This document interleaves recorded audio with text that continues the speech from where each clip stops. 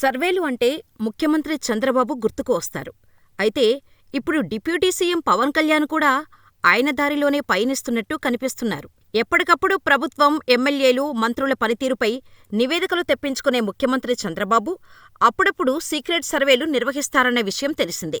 ఈ విధంగానే తన ప్రభుత్వం ఏర్పడిన 100 రోజులకు మంత్రులకు పనితీరు ఆధారంగా ర్యాంకులు కేటాయించారు సీఎం చంద్రబాబు. అయితే దీని నుంచి స్ఫూర్తి పొందారో, లేక తమ ఎమ్మెల్యేలు పనితీరు ఎలా ఉందని తెలుసుకోవాలని భావించారో కానీ డిప్యూటీ సీఎం పవన్ కళ్యాణ్ కూడా ఓ సర్వే జరిపించారని పొలిటికల్ సర్కిల్స్లో టాక్ వినిపిస్తోంది. ప్రస్తుతం జనసేనకు రాజకీయ వ్యూహాలు అందిస్తున్న ఓ సర్వే సంస్థ తాజాగా జనసేన ఎమ్మెల్యేల పనితీరుపై ఆయా నియోజకవర్గాల్లో ఆరా తీసినట్టు చెబుతున్నారు. ఇందులో పలువురు ఎమ్మెల్యేలపై తీవ్ర ఆరోపణలు ఉన్నట్టు తేలిందని సమాచారం. దీనిపై నివేదిక సిద్ధం చేసి డిప్యూటీ సీఎం పవన్ కళ్యాణ్కు అందజేశారని, తమ ఎమ్మెల్యేలపై ప్రజల్లో ఉన్న అభిప్రాయం తెలుసుకొని పవన్ షాక్ తిన్నారని అంటున్నారు. సరిగ్గా ఏడాది క్రితం జరిగిన ఎన్నికల్లో కూటమిగా పోటీ చేసి జనసేన తిరుగులేని విజయం సాధించింది. పోటీ చేసిన అన్ని స్థానాల్లో గెలిచి 100% స్ట్రైక్ రేట్ అంటూ ఇప్పటికీ గొప్పగా చాటుకుంటోంది. అయితే ఎన్నికలు జరిగిన ఏడాదికి జరిపిన సర్వేలో పూర్తి విరుద్ధమైన ఫలితాలు రావటం చూసి డిప్యూటీ సీఎం పవన్కు దిమ్మ తిరిగిపోయిందని అంటున్నారు. ప్రధానంగా గోదావరి జిల్లాలకు చెందిన కొందరు ఎమ్మెల్యేలపై తీవ్రమైన ఆరోపణలు ఉన్నాయని సదరు సర్వే టీం నివేదించినట్టు చెబుతున్నారు.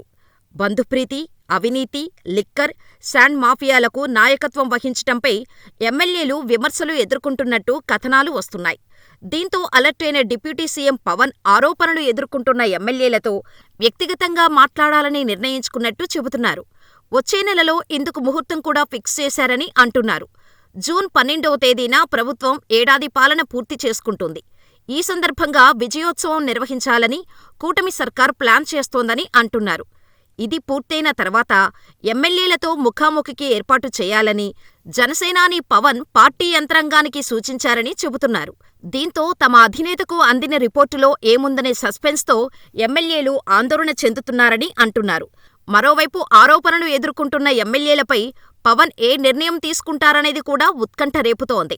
ఇక మరోపక్క మెగా బ్రదర్, జనసేన ప్రధాన కార్యదర్శి కొణిదెల నాగబాబు ఎమ్మెల్సీ. ఈ హోదా బాగానే ఉంది.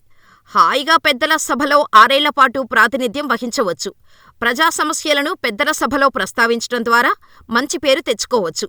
6.5 పదుల వయసులో ఉన్న నాగబాబుకు స్థాయికి తగిన పదవి ఇది. అయితే దీంతోనే ఆయనకు సరిపెడతారా? ఆయన స్తోమతకు ఇంతకుమించి సేవ చేసే ఛాన్స్ ఇస్తారా లేదా అన్నదే చర్చగా ఉంది. నిజానికి చూస్తే మెగా బ్రదర్ని మంత్రి అని 6-7 నెలల క్రితమే అన్నారు. ఆ మాటలు ఏ ఊహాగానాలో ఎవరో చెప్పినవి అయితే కావు. ఏ గాసిప్స్ సైతం కానే కావు. ఏపీ ముఖ్యమంత్రి, కూటమి పెద్దగా ఉన్న చంద్రబాబు ట్విట్టర్ ద్వారానే చాలా నెలల క్రితం ప్రకటించారు. నాగబాబుని తన క్యాబినెట్లోకి తీసుకోబోతున్నట్టుగా ఆయన స్పష్టంగానే వెల్లడించారు. అయితే బాబు ప్రకటించిన నాటికి నాగబాబు ఏ చట్టసభలో సభ్యుడు అయితే కారు. ఆయన కేవలం జనసేన నాయకుడు మాత్రమే. ఆ లోటును తీరుస్తూ మార్చి నెలతో ఆయన ఎమ్మెల్సీ అయిపోయారు. ఆ మీదట మంచి రోజు చూసుకొని ప్రమాణం కూడా ఎమ్మెల్సీగా చేశారు. ఇక ఆయన ఎమ్మెల్సీ 2 నెలలు పూర్తయింది కానీ మంత్రి పదవి అయితే కనుచూపు మేరలో కానరావటం లేదు అంటున్నారు. నిజానికి అప్పట్లో జరిగిన ప్రచారం బట్టి చూస్తే కనుక మార్చి 30న ఉగాది పండుగ వేళ నాగబాబు మంత్రి అవుతారు అని అంతా అనుకున్నారు. మధ్యలో ఏప్రిల్ 30, మే 30 కూడా పూర్తయి క్యాలెండర్లో కాగితాలు చిరుగుతున్నాయి. కానీ నాగబాబు మినిస్టర్ కాలేకపోతున్నారు. ఇక చూస్తే జూన్ నెల 12తో కూటమి ప్రభుత్వం తొలి ఏడాది పాలన పూర్తి చేసుకోబోతోంది. దాంతోపాటు అనేక కార్యక్రమాలను కూడా ప్రకటించనున్నారు. ఇక ఆ తర్వాత జూన్ 22 నుంచి ఆషాఢమాసం వచ్చేస్తోంది. అంటే అది పూర్తిగా శూన్యమాసం అన్నమాట.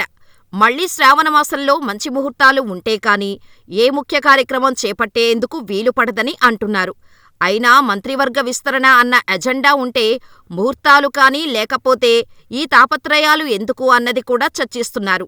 బొత్తిగా ఏడాదికే ఉన్న మంత్రులను తప్పించి కొత్తవారికి ఇవ్వాలన్న ఆలోచనైతే కూటమి పెద్దలకు లేదు అని అంటున్నారు. కేవలం నాగబాబు కోసం రీషఫలింగ్ చేసినా చాలామంది ఆశావాహులు ముందుకు వస్తారని, అలా చూస్తే కోరి తేనె తుట్టెను కదిపినట్టు అవుతుందని అంటున్నారు. దాంతో అన్నీ చూసుకొని సమయం సందర్భం వచ్చినప్పుడే మంత్రివర్గంలో మార్పులు చేర్పులు అని అంటున్నారు. అంతవరకు నో విస్తరణ, నో మార్పులు అని కూడా చెబుతున్నారు. సో, నాగబాబుకు మంత్రి పదవి విషయంలో అయితే ఫుల్ క్లారిటీ వచ్చింది అని చెబుతున్నారు. ఇక జనసేనకు 3 మంత్రి పదవులు ఇచ్చారు.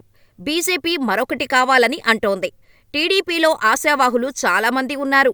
అలా అందరినీ ఆశలలో తేలించటానికే క్యాబినెట్లో ఒకే ఒక బెర్త్‌ని అలా ఖాళీగా ఉంచేశారు అని చెబుతున్నారు. సో, ఆ ఖాళీ అలాగే మరిన్నాళ్లు కొనసాగుతూనే ఉంటుంది అన్నది తాజా కబురుగా ఉంది మరి.